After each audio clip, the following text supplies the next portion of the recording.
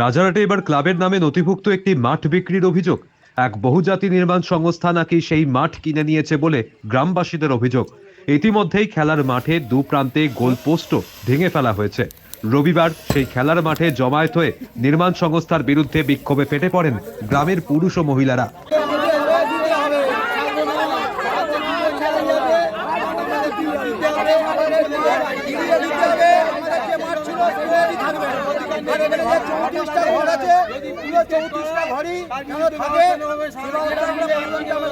জানিয়েছি আমরা কিন্তু ছাড়বো না। এই জায়গা মাঠ আমাদের ফিরিয়ে দিতে হবে, মাঠ আমাদের ফিরিয়ে দিতে হবে।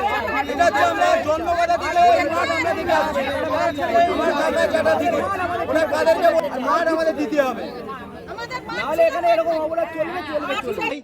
ও মাঠের আমাদের দরকার নেই। আর অনেক লোক কেউ জানে না, ক্লাবের মেম্বারও কেউ জানে না, তাদেরকে আবার বলেছে তোদের বলার প্রয়োজন মনে করে না। তারা রাজারহাটের খামার পল্লী মঙ্গল সমিতি কর্তৃপক্ষের বিরুদ্ধে ক্ষোভ উগরে দেন। দখল হয়ে যাওয়া মাঠটি সরেজমিনে পরিদর্শন করেন রাজারহাটের প্রখ্যাত খেলোয়াড় কল্যাণ লোধ।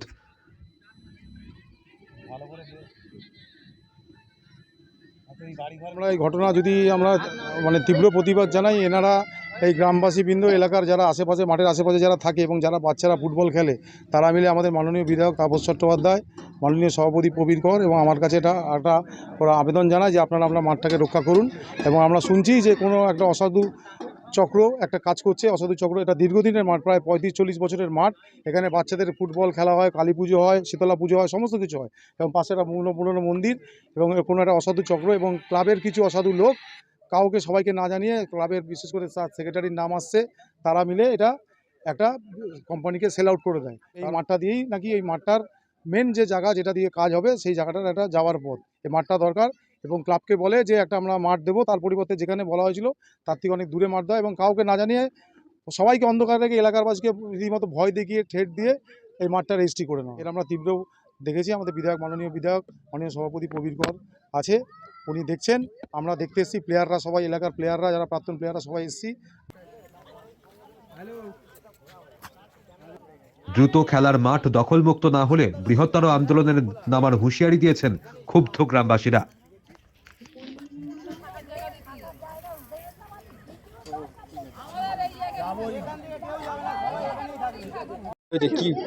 এই সমস্যা হচ্ছে মাঠ তো ওরা নিয়ে নিচ্ছে, আমাদের তো এই তো ঘিরে দিতে আসতে দিচ্ছে না।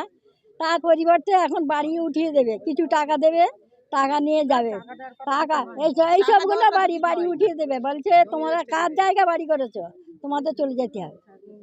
এইসব নানান রকম, এক একজন এক এক রকম, এই সব পার্টির লোকেরা সে এক একজন এক এক রকম কথা বাবা।